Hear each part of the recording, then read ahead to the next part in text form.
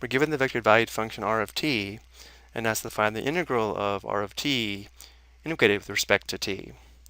To integrate a vectored valued function, we integrate each component of the vectored valued function.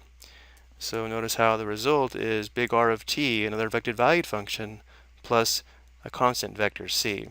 This constant vector c comes from the constant of integration from the x, y, and z components.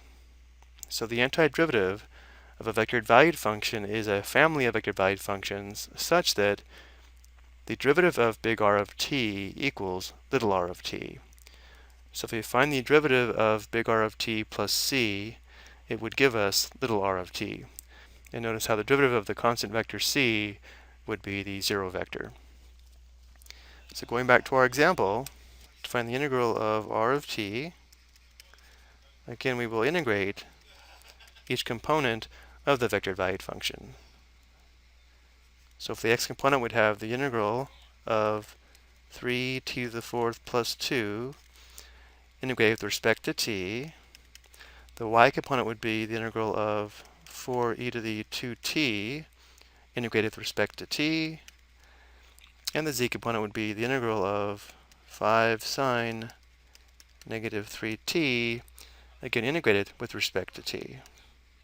So looking at the x component, we'd have 3 times t to the fifth divided by 5 plus 2t plus c as the antiderivative of the x component.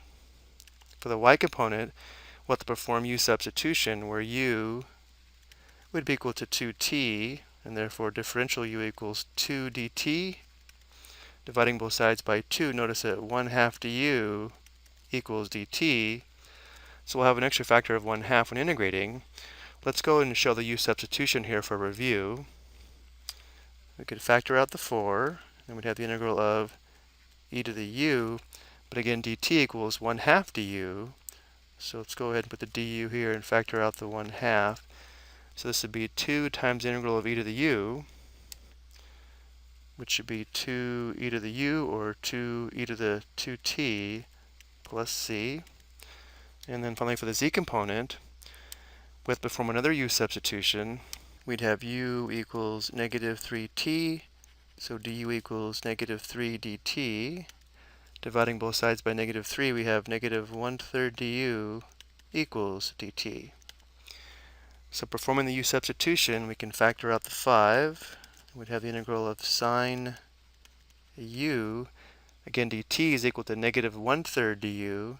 So we have du, factor out the negative 1/3.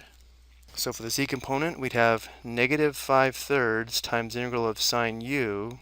Well, the integral of sine u is negative cosine u.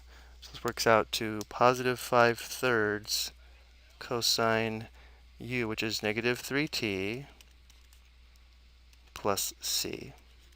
Let's go ahead and write this one more time. We'll write this as the integral of r of t integrated with respect to t is equal to, we're going to include plus a constant vector, which again comes from the constants here, here, and here in the three components. So we'll write the x component as, this would be 3/5 t to the fifth plus 2t.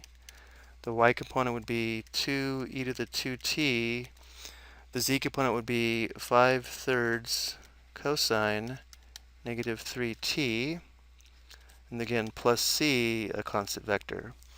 So in our homework system, remember, we're not going to include this plus c.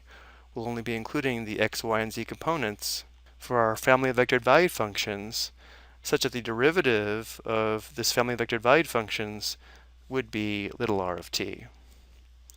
So again, referring to our notes, we would have the integral of r of t integrated with respect to t is equal to big R of t, which is here, plus our constant vector, vector c. I hope you found this helpful.